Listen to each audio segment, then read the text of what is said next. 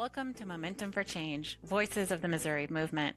This is a monthly podcast produced by your coalition, and I am your host, Nora Mosby, a member services specialist at the Missouri Coalition Against Domestic and Sexual Violence. We hope that you enjoy this conversation coming to you directly from Voices of the Missouri Movement. Some episodes of Momentum for Change have conversations that include content and descriptions of domestic and sexual violence, which may be alarming or activating for some listeners. Please take care and visit the MOCADSV website or call our office to connect with supportive services.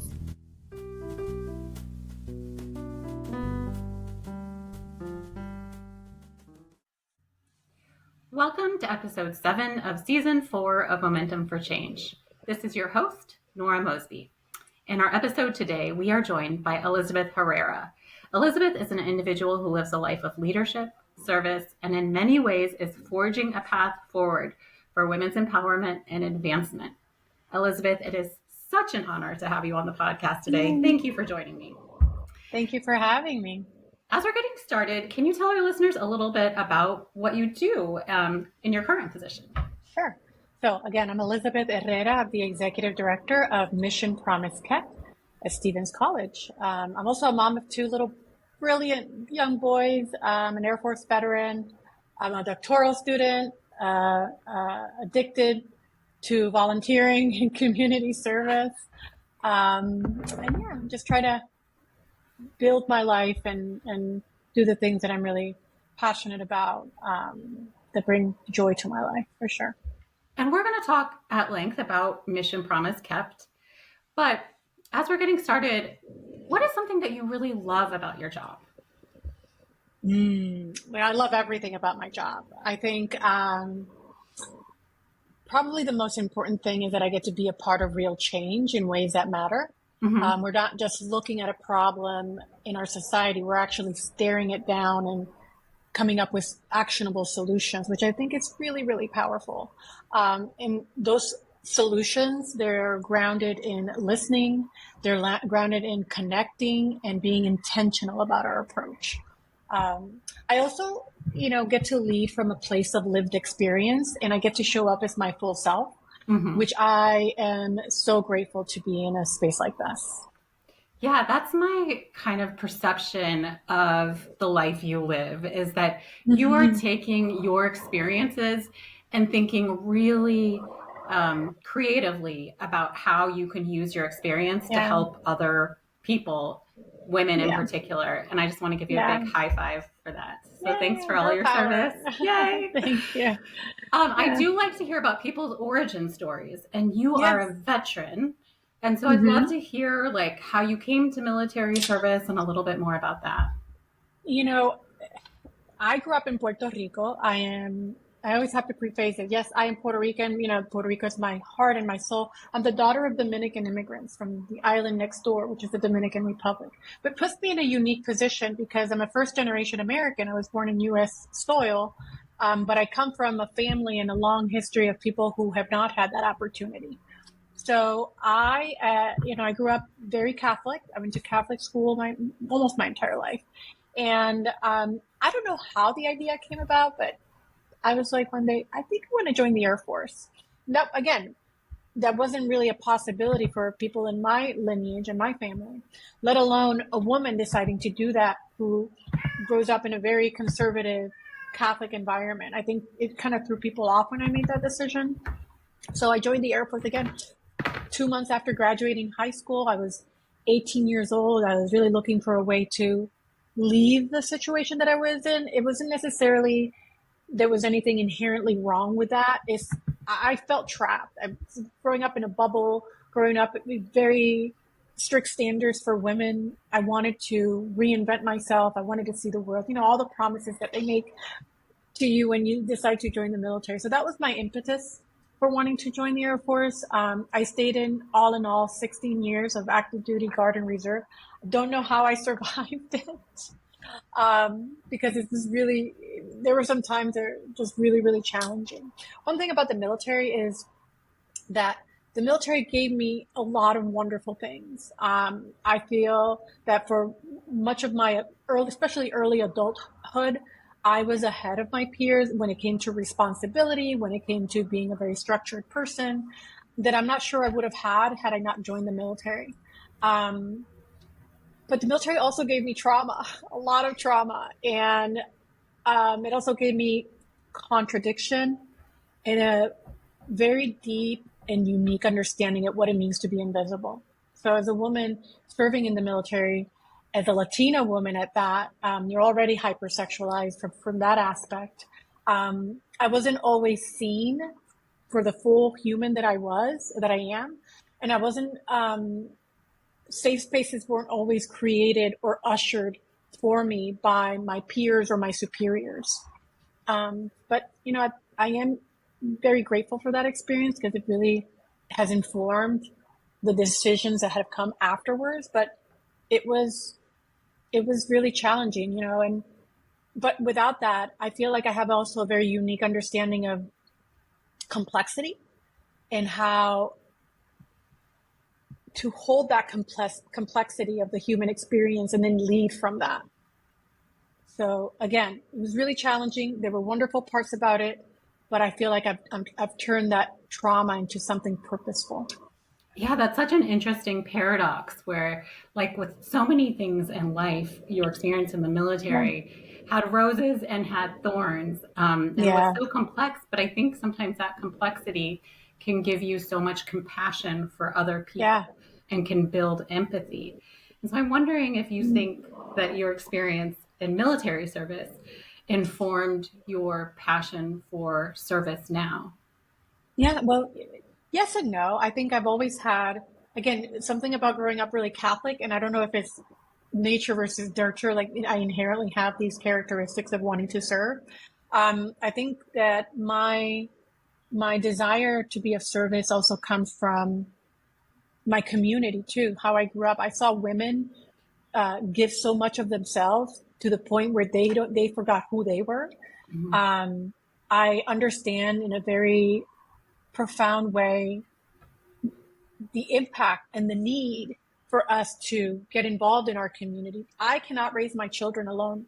My children are raised right now in community. I have caregivers and all these amazing resources, friends and family members that help me raise my children. And so I've seen generations of women do that. And it's just kind of part of my DNA. And then couple that being growing up extremely Catholic, service is part of our identity as well. You serve and it's part of your connection to God, so to speak. It's beautiful. So in addition to your military service, you have also have extensive service working in the anti-domestic and sexual violence field. And so I would love to hear about your pathway there and anything you want to say about that involvement. I want to say a lot because I'm extremely grateful for the work. It's changed my life. I spent all this time in the military and I really wanted to, when I got out, I wanted to make meaning of all of my life. And I understood at that point, I had done enough work that I knew that for me, happiness looked like living in my purpose. And I was like, well, what is my purpose? Well, my purpose was, and it still is very much the empowerment of women, but particularly the empowerment of myself. Can't lead from an empty cup, right? You can't, it doesn't work. So I immersed myself in anthropology, the study of women and gender. So I went to Auburn, I did all of that and just really got on the theoretical perspectives of these inequalities of women and why is society so stacked against us? Why are the odds so stacked against us? I just couldn't wrap my head around it, especially after serving in the military. I knew that my service was honorable. I knew that I was making an impact, but my value wasn't as recognized as some of my male colleagues. And that was really frustrating for me. So I had decided that this was going to be my career path. I was only going to involve myself in things that move forward the needle for women. And I was part of an organization called the Pace Center for Girls. We had, I was in Florida and I was part of that leadership team that we opened centers for the main office. You had the main office and you have 18 centers across the state of Florida. And it was really a fantastic model for how to serve women, especially young girls in trauma. they did the holistic approach, and it was very cathartic for me just to see different ways that trauma and survival manifest and impact someone's life and the community at large. I had an opportunity to move to Missouri, and I wanted to continue that work. I really wanted to continue in the path of empowering women and girls. But again, the work had to be meaningful. So an opportunity came. I understood theoretically, the dynamics of power and control and all of that from my studies at university, what it means, to be a victim. I understood all of that in theory, but I've never really had that embodiment. And so when this opportunity came, yes, I have a background in operations and leadership, so I understood what it takes to run a center. But the transformation that happened for me when I started doing the work has been life altering. Yeah. I'm a survivor of childhood trauma, of military sexual trauma. I didn't have that language until I started working in BB work. So for the longest time, I didn't know what I was exactly carrying. And so when I became the executive director of our local domestic violence shelter, I was transformed. I really started to understand what it means for women to step into their power and how that power is taken away. Mm-hmm. So I began to really, power and control is something that we talk a lot in feminist movements and feminist spaces and women-centered spaces, but we need to really look at it not just from how it manifests in personal relationships, but how it manifests in entire systems. Because these are systems that are perpetuating our struggle, and they're perpetuating our oppression. Yeah. And so as I supported other women at the shelter, in our non-residential services, as I, was with them day in and day out, because I'm a very involved person. And so I want to know what the staff are. I'm not just an executive director that's like, okay, you're going to do this, that. I want to be in the trenches as much as I can with appropriate boundaries with you. So I started to recognize why it was so powerful for me is because I started to recognize instances that were happening in my own life where I needed my own liberation. And it couldn't have happened without my experiences with domestic violence and sexual violence advocacy. I was surviving. I wasn't really thriving in my own power. I hadn't fully stepped into my own voice. And that job really gave me a mirror. It gave me language, and it gave me clarity to begin healing at a very deep level. So I'm forever grateful for the work. I can really relate to that process. And I think many of our listeners can as well. It sounds like you really went from this place of wanting to make meaning out of your own personal experiences, and then found opportunities for really positive social change by looking at these power and control issues at even larger levels than interpersonal relationships. And there is such an opportunity for making the world a better place there. It's exciting. Yeah, absolutely. And I think it ends and begins with women. When we empower women and girls, the world is transformed. And this is data informed. This is not just me saying it from a very loving and woo-woo place. Like, the data consistently shows that when we empower women and girls, we actually transform the world, not just our little communities. Yes. And this is, to this day, much more than just a professional effort on your behalf, much more than just a job for you. You're very involved in the community. Can you talk about some of your community involvement, including serving on the coalition's board of directors? Yeah, so I'm a compulsive volunteer. But I often get asked, like, how do you do it? What's it? I just do it. I don't think about much. I mean, if I have the time, if it's something that I'm aligned with, that I feel is going to add to my life, then I will obviously make an assessment to make sure that I have the bandwidth to do it, but I do it. So I am on the board of the Missouri Coalition Against Domestic and Sexual Violence. I'm on the board of Planned Parenthood of Great Plains. I am on the board of the League of Women Voters, which I think is powerful work. I also I'm involved with my university. I have two radio shows with KOPN, Women's Issues, Women's Voices. That's a collective of voices for women. And She Served Too, which is specifically designed for women veterans and to discuss issues pertaining to women veterans. Well, I think some of our listeners might be frequent radio listeners, frequent podcast listeners. If they were looking for just a little bit more Elizabeth Herrera and wanted to tune into those conversations, how could they find either those available on the radio or streaming? Sure. So Women's Issues, Women's Voices airs every Monday at 7 p.m. on 89.5 KOPN. And then She Served 2 airs the third and the fifth Tuesday of every month at 5 o'clock. So you can tune in by going to the KOPN website. There's actually a link on the website where you can listen live to the shows. Great. Thanks for sharing that.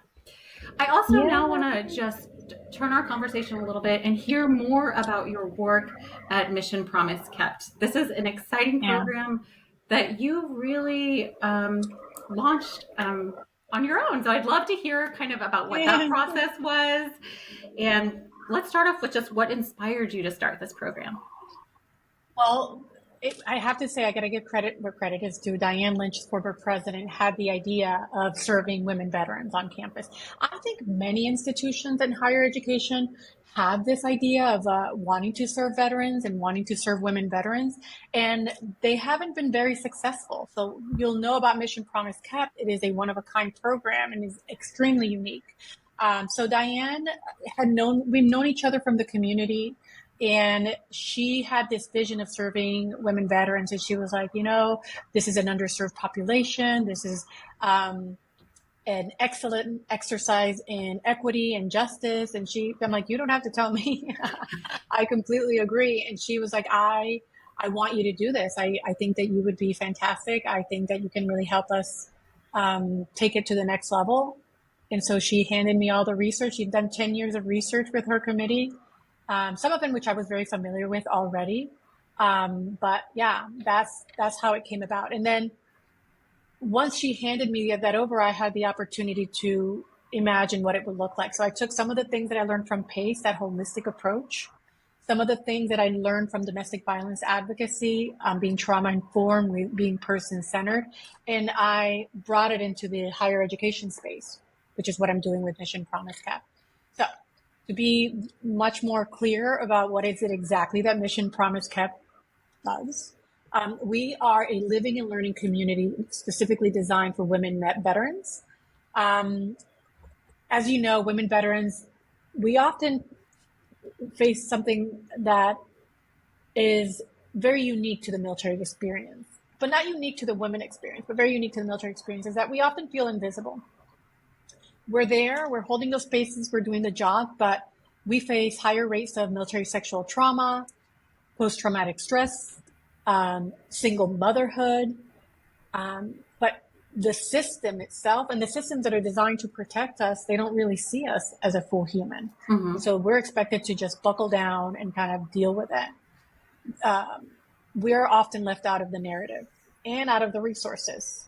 So, this program was built to help women rise above from that. And I think, the vision was to create a model that sees women's veterans as human beings versus a number versus, something to be exploited. Mm-hmm. We wanted to be intentional about our approach with women veterans. And we're doing that, This is a place where I think that we found incredible success with them. Yeah, so sees women veterans as human beings who have faced additional challenges where additional support can really make a huge difference in their academic careers. So I'd love to hear a little bit more about that data. It sounds like this was a program that was really launched based on the research that was done prior to you joining. So what kind of findings or how did you incorporate that into the services this program was providing? Well, I incorporate almost everything about the research because that's the only way I think to be effective. Mm-hmm. The research is telling us so many things about women veterans. Highest rate for suicide, which we often don't talk about. You hear about male veterans committing suicide, but we really talk about women veterans. Mm-mm. We don't talk about the highest. Women veterans are expected to be the highest percentage of homeless veterans in the United States. If you take into consideration, obviously there are more men in the military, so it's going to be more obvious. But if you take the rate of service and the rate of homelessness and suicide, when you take those, it actually is women veterans are at a higher risk and are at higher levels of all of that. And those are alarming numbers, because homelessness for women veterans doesn't look like often living on the street. It looks like couch surfing. It looks like, going from house to house, being evicted. Mm-hmm. There are so many mental health challenges that come with that service. And so childcare seemed to be a big one for women veterans, a big one for everybody, but for women veterans specifically, childcare is a huge barrier. So we wanted to eliminate that barrier by providing free childcare for the women who are in our program. It is a huge thing. Being trauma informed, which I've known from the work at True North and at PACE, that being trauma informed creates better capacity for healing for humans. And so we have spaces where we have a lovely veterans center. We hold community events for them where they can be with each other. That's being trauma informed. We have activities led by social workers. We have a partnership with the VA. They have amazing resources here. We have our own counseling program here. We're putting all of the veterans in the same floor at Columbia Hall, so they're not living in dorms. And so all of these things, coupled with many others that probably we don't have even time to explain the nuances of all of the programming. But the bottom line is that we are informing our processes and our actions on the data, and that we are meeting women where they're at. I love the name, Mission Promise Kept. I just think I would love to hear more about how you landed with that and exactly what you mean by that. So we were in a committee and thinking about an apt name for the program. But think about it this way. The United States made a promise to all veterans that we were going to take care of them and that we are going to understand their service, that we were going to provide resources. And for the most part, we failed. Mm-hmm. And so this is a response to that. Is Mission Promise Kept is saying, we are keeping our promise to you, women veterans, that we see you, that we honor you, not just in words, but in action. Mm-hmm. And so Mission Promise Kept is, we're keeping our promise. I love that. That's so sweet. Yeah. Y'all started with this data, this information, knowing there was a need out there, knowing what services would make a difference. What was the implementation of that program, and where's the program at now? Where are the services at now? The implementation was brutal. Just come to find out, women veterans do not want your help. That's what I've discovered. They have a hard time trusting themselves, trusting their bodies, trusting anything. We come out really traumatized, some more than others. And we even went to LA to this massive conference. California has a massive amount of veterans. And so we were like, okay, the president and I went and visited with resources, politicians, the VA, coalitions. And we found out that, wow, there are a lot of barriers to accessing the veterans themselves. One. Number two, there's a lot of misinformation and misunderstanding of the challenges that women veterans face and how to really meet their needs. And number three, we have a problem also in the way we transition not just to women veterans, but all veterans out of service. Many veterans don't even know that they have educational resources, that they have the VA, that they can file for a disability. And so, it's been brutal. We trying to get into the bases. My idea was to do like the world tour and go to every military base and talk to the transitioning veterans about what we have to offer for them. And that was met with a lot of gatekeeping, a lot of bureaucracy, which is really frustrating. But we didn't give up. I still managed to make some contacts, go to some bases.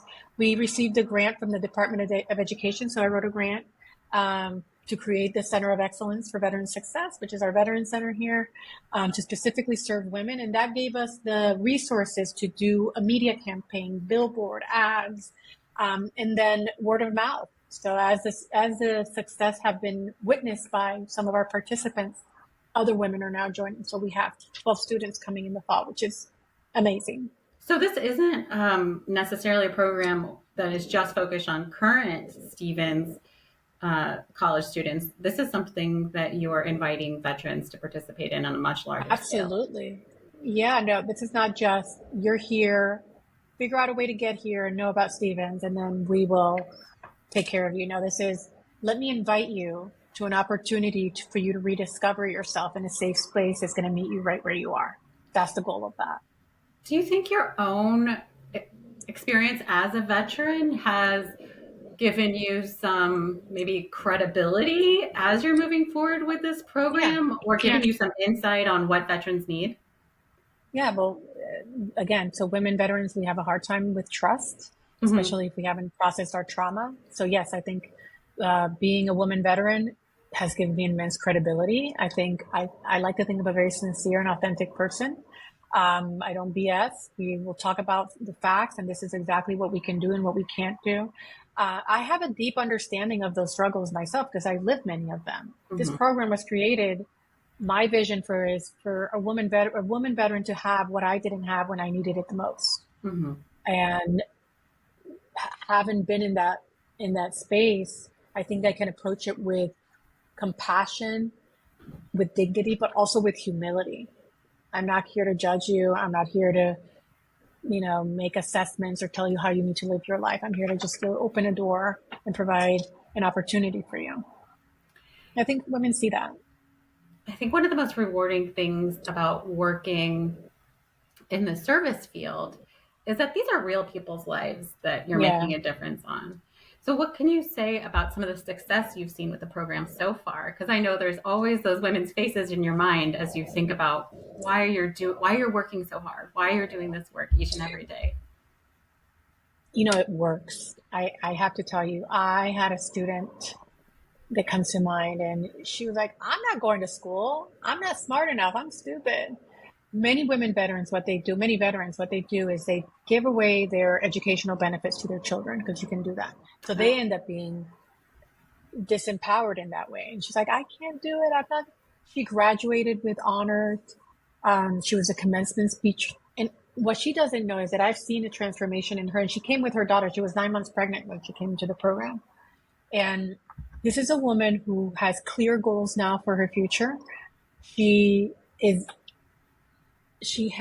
think she just felt really comfortable being herself.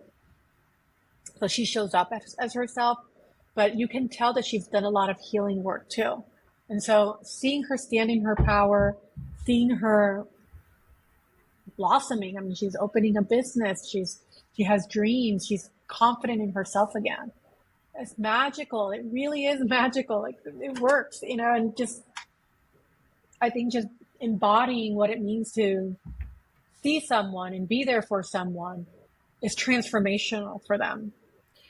And what a gift to give to her children that she's experienced this change and is, able to provide for her children in different ways because of the services that your program provided for her. Yeah. And so it's almost like a win-win situation. She is still giving her benefits to her children. I know. And that's the nature of women, right? That's the nature of women veterans. I think that a program like Mission Promise Kept is so needed, and it's so important.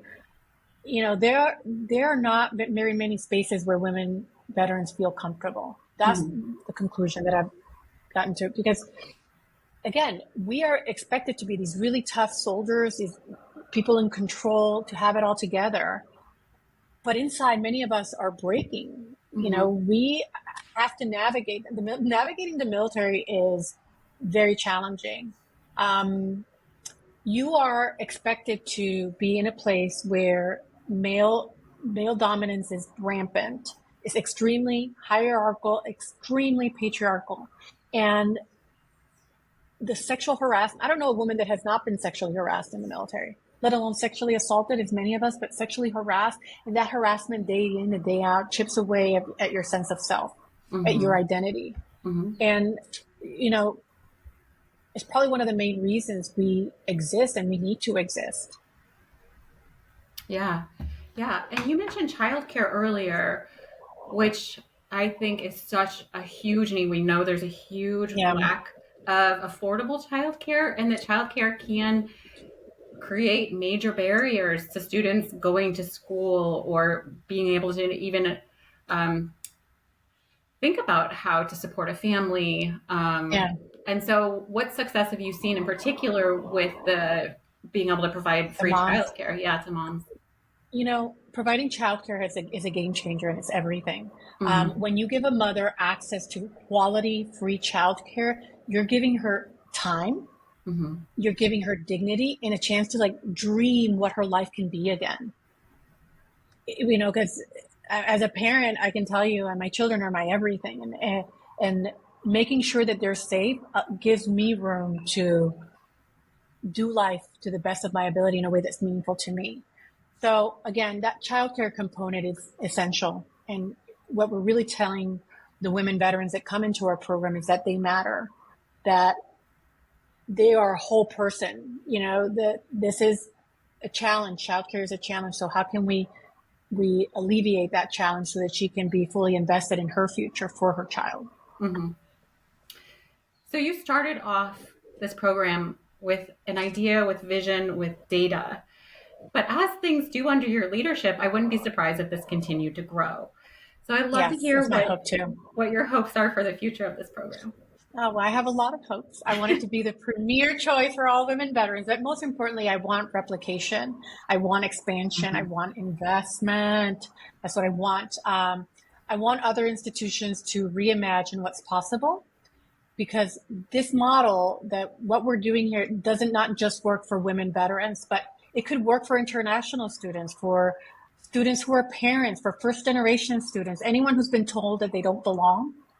I think the magic isn't that it is for women veterans. The magic is actually in our intentionality and how we humanize, how we honor, and how we meet people where they are. And we need more of that in different spaces, even beyond higher education. I could not agree more. I can absolutely see how this model would work for many groups of people. And that is an exciting hope for the future. I've also heard that you're doing some work in Puerto Rico. So can you tell us about that and what you're up to with that initiative? I know. So that's interesting, because I'm a change maker, that's in my DNA. So I saw an opportunity, and I was like, talking to the president, I'm like, we have to do this. So Puerto Rico is in my heart and in my soul. I think about Puerto Rico every day. I look forward to the day where I retire and I go back home. But there's a lot of things happening in Puerto Rico that are concerning and that are really structurally incomplete for women. And so my work there is a natural extension of what I'm doing now, which is giving access and opportunity for women. It's not for women veterans specifically that I'm focused, although I do sometimes focus on that. The main goal is to replicate the model of mission promise kept for women from Puerto Rico, but not necessarily. We have this new scholarship program called the Stevens Promise.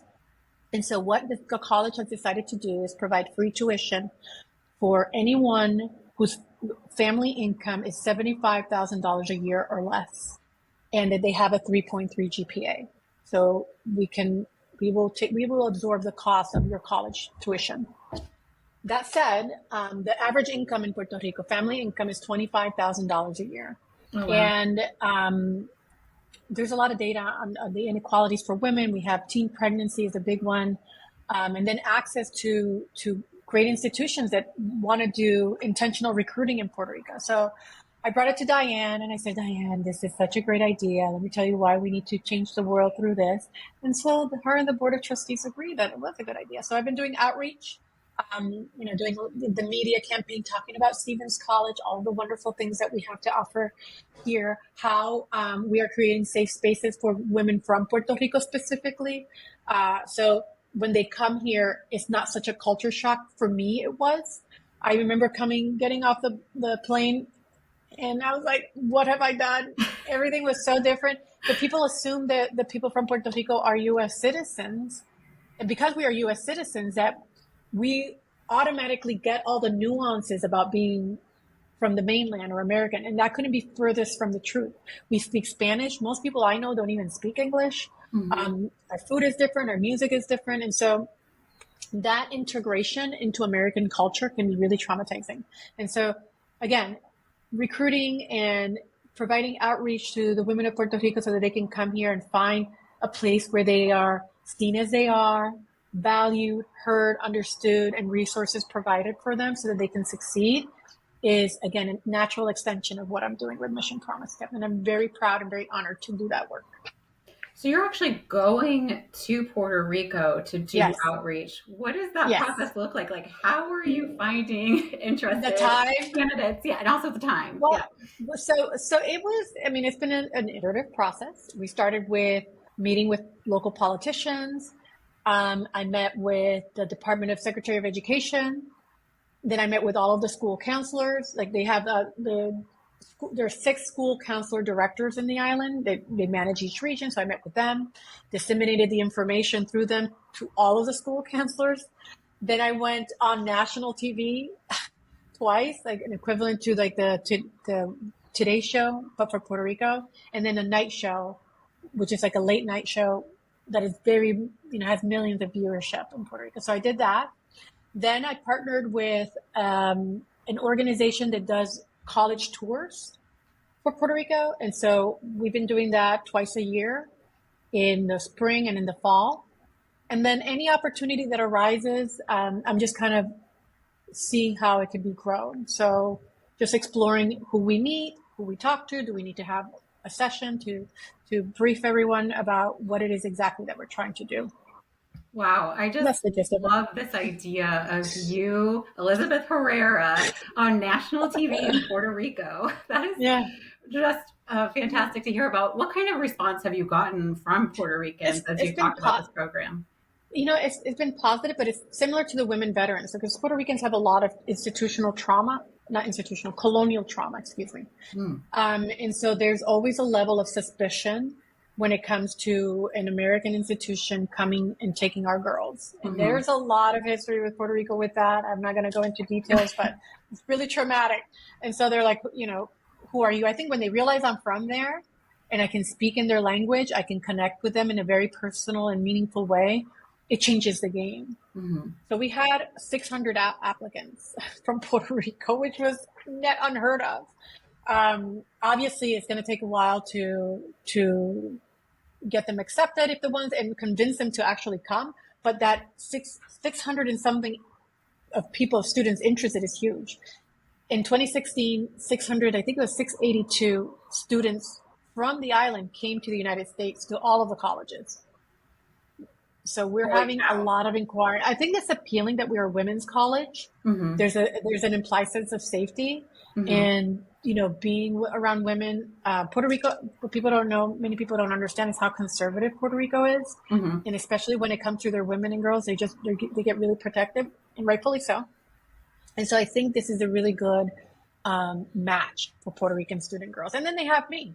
I become a resource, a point of contact. I don't do case management with them, but I can triage and say, okay, this is where you need to go. This is what you need to do. And then I'm in communication with the faculty and the staff. So they know of what I'm up to when it comes to either Mission Promise Kept or the initiative in Puerto Rico. They know, okay, somebody from Puerto Rico called, I'm just forward it to her and she'll deal with it. That is so exciting to work on. I mean, 600 applicants is some very effective outreach. Sorry, inquiry, not applicants. I apologize. Inquiries.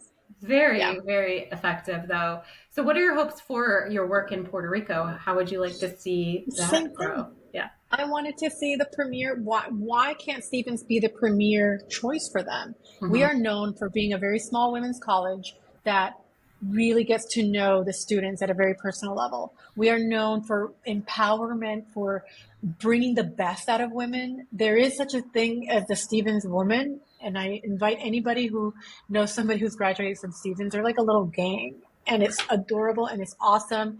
And they're strong and they say what they need to say. They find their voice. And once they find it, they don't shut up. It's just wonderful. It's amazing. And I want I want Stevens to be the premier choice for them. Yeah. That's what I want.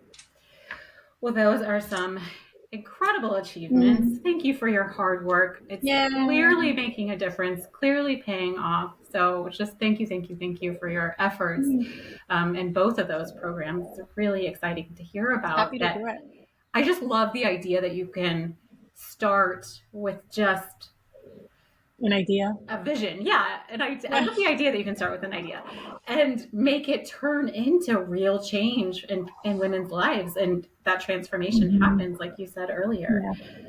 So in recognition of these accomplishments, you were recently chosen by the Department of Veterans Affairs, the Center for Women's Veterans Trailblazers, for the Women's Veterans Forging a Path Award. And you have forged a path for so many people. I just can't imagine of a more appropriate candidate for an award called Women's Veterans Forging a Path. So can you tell us about this award program for anyone who maybe hasn't heard of it? Sure. So the Department of Veteran Affairs selected 28 women, and they do this every year across the nation.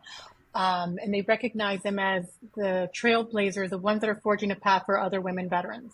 So out of thousands of applicants, somebody nominated. I still don't know who it was. And out of thousands, I was one of the 28. So it was an amazing honor for me. I have to admit, though, that I do have a hard time with recognition because I'm not doing it for the recognition, but I'm learning to lean into that and just accept it, that it is a good way to maybe inspire others to step into their power. So that's what the Trailblazer Award is. And then my college made a big deal out of it. They put a banner in the middle of the bridge. I was like, oh my God, what are you guys doing? But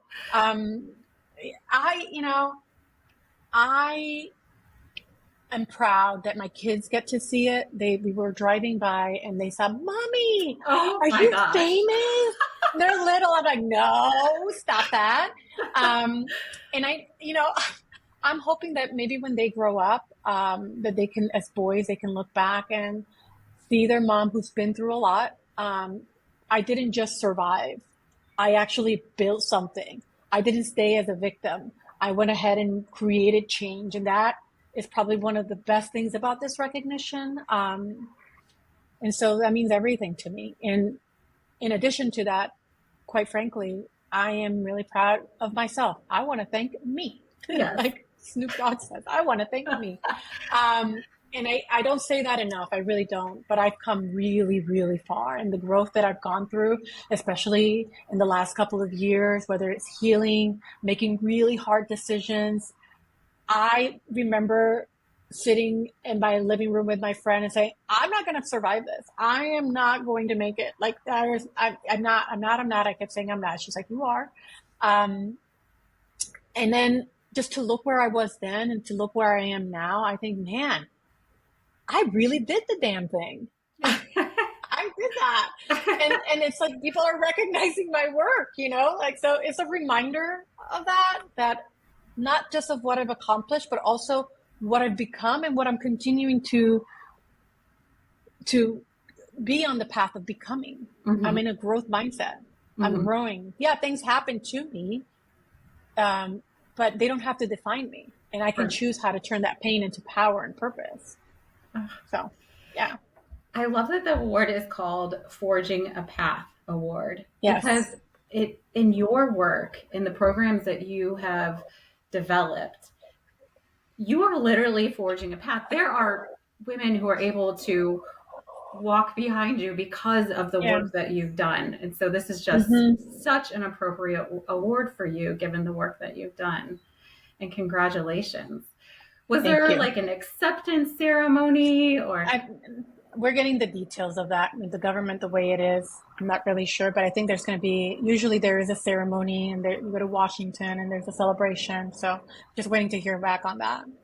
Well, congratulations. I think when these remarkable programs have such a impact impact and make such a big difference because of individuals who are working so hard towards a vision, they deserve to be recognized, and you definitely deserve that recognition. So congratulations and thank you for your work. Thank you. I'd like to go back and just talk about domestic and sexual violence advocacy. Yeah. You've talked a little bit about how it's impacted your career, your impact, and your outlook on life. But is there anything more that you would want to say about your prior involvement in domestic and sexual violence advocacy and your continued involvement on the board of the coalition? Again, that it's been really formative to work in those spaces. The word that comes to mind always is there's a huge intersection when it comes to the work of domestic and sexual violence and then women in the military. And again, we don't talk about it enough. Mm-hmm. And the voice is not loud. It's almost like we want to pretend like it doesn't exist, and military sexual trauma, obviously, which includes sexual harassment, assault, as you know, it comes in all ranks, in all colors, and it's so pervasive and toxic in the military. And it is a really big problem. According to the VA, 1 in 3 women veterans report experience military sexual trauma. Half of those women veterans who are homeless have reported to have experienced military sexual trauma. But the trauma doesn't end with what happens to you. It lingers in the system and in the culture and in the aftermath and in the forced silence. I mean, we are supposed to bend and fold for the system. So we are forced to serve in a very hyper-masculine, like I said earlier, hierarchical environments, and they reward you to keep it together, for you to be stoic, for you to have composure, and they punish vulnerability. But that's exactly when abuse happens. So when you are conditioned to behave that way in the military, it erodes your sense of self. Mm-hmm. And so the military tends to be more protective of the institution of the military than the actual survivor. And that kind of institutional betrayal, what it does, it chips away at your self-worth, at your agency, and your ability to trust.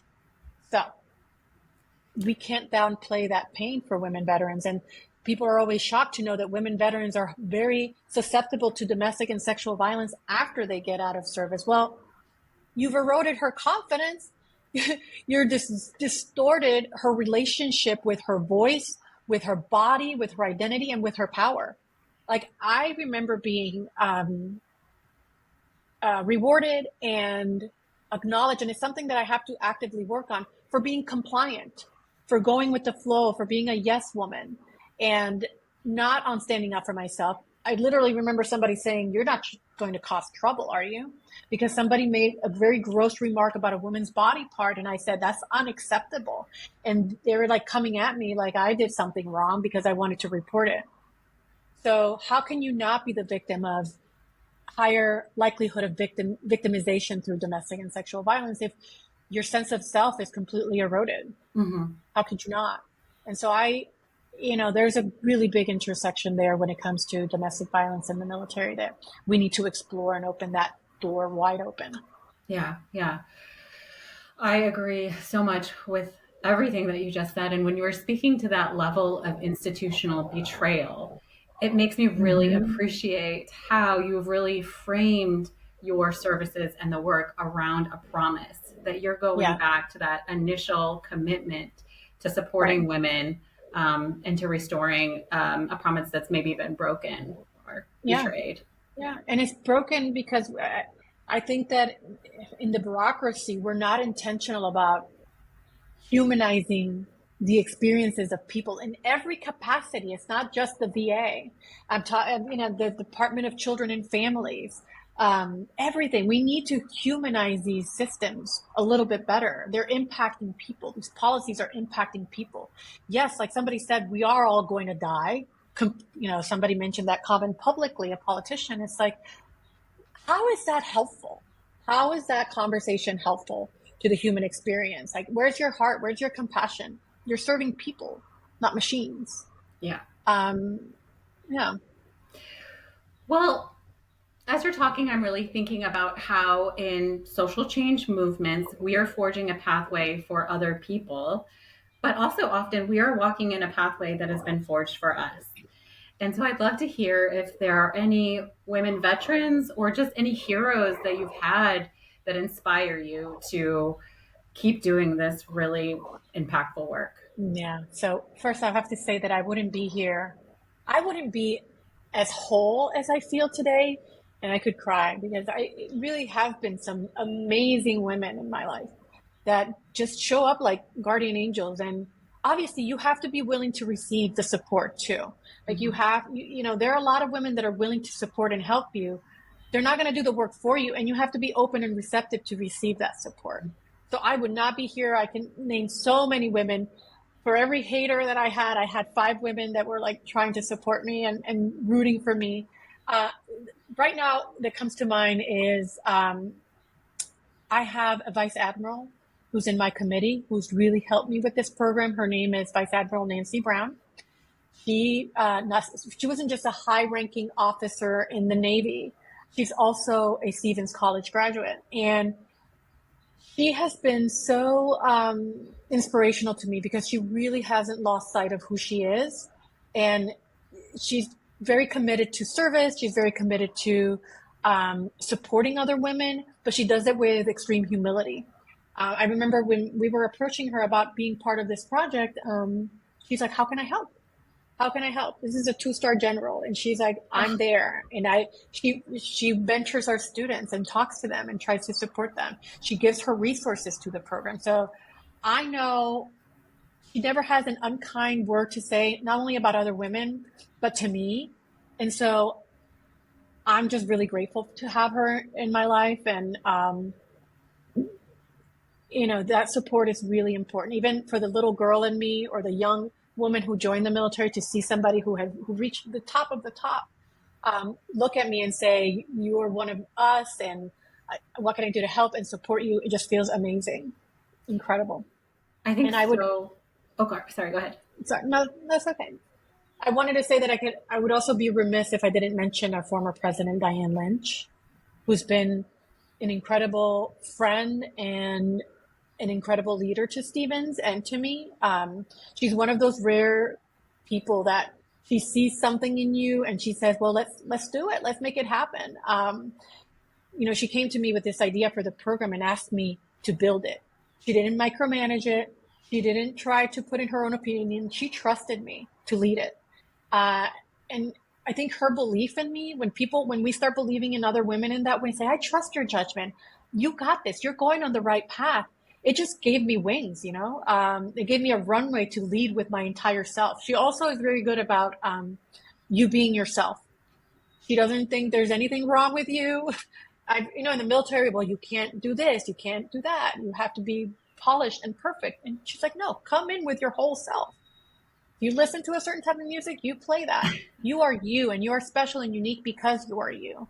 And so that's been really powerful to me, also to give back to other women that I mentor, to remind them to just show up as you are, as weird, quirky self. It's okay. It reminds me of that Dolly Parton quote, one of my heroes in life, where she says, find out who you are and do it on purpose. Yes, that's exactly who Diane is. Yes. Oh, I love that so much. Well, Elizabeth, this just has been a wonderful conversation. Thank you for sharing all of these amazing insights and just explanations for why you do the incredible things that you do. Any final thoughts as we're wrapping up? Yeah. Well, first, it comes from a place of wholeness. I'm not trying to save anybody. I'm not trying to rescue anybody. And I personally get saved and rescued every time I discover something new about the human experience or the things that women go through. And then I use it as a time to reflect on my own self. So I think that has been a key to success for me. I also, if anybody listening, you don't have to be perfect and completely healed and completely put together to begin to do something about the things that you're interested in. You don't have to wait. It doesn't have to be perfect. I think you just have to be willing to just go and do it. Mm-hmm. Sometimes I think we're our worst enemies. And so speak it, build it, trust it, research it. But whatever it is that you're doing, I think just do it with your whole heart and just take that step, take that first step. And I also want to say that on being a trailblazer, I think that I want to acknowledge that it was an honor, and it is an honor to be named a trailblazer. But, I think more than that, it's a really good opportunity to reflect on how far I have come and maybe how far other women have come. I think people maybe can view this as a mirror for themselves. They can blaze trails too. Blaze those damn trails, you know? Blaze them. You can blaze them and still be broken and healing or fragile. We're human. Mm-hmm. But I think if you lead with authenticity and if you lead with being attuned with the things that are needed for your soul to feel full, like for me, it's helping other women, but for you, it may be another thing, you know, crocheting. I don't know, whatever it is, do it with intention and do it with purpose. And I think that's something to be proud of. And I think it can make your life much more enjoyable and maybe even much more whole. I don't know. I could not blaze those trails. Yes, blaze those trails. Blaze those trails. And on that note, I just want to thank you, Elizabeth, so much for joining us for this conversation today. Yeah. You are an inspiration, and congratulations on that award. You deserve it. Thank you. Wholeheartedly. Thank you so much, Nora. Thank you for all the work you all do, and thank you for having me on your show. Yes. I cannot wait to see how you grow these programs even more. Mm-hmm. So thank you, Elizabeth, and thank you, listeners, for tuning in. We look forward to seeing you next month on a new episode of Momentum for Change. Thank you for joining us. This has been a recorded conversation now available in both video and podcast formats. A video recording of this episode is available on the MOCADSV YouTube channel under the Momentum for Change playlist. Please subscribe to our YouTube channel in order to receive new episodes in your YouTube feed. You can also find all of our Momentum for Change episodes available to stream on Spotify or wherever you find your podcasts. Momentum for Change is a podcast produced by MOCADSV with post-production support provided by Tim Stillings and promotion by Adrian Maddox. Again, I am your host, Nora Mosby, and we appreciate you joining us for this episode. Thank you again, and we look forward to seeing you next month.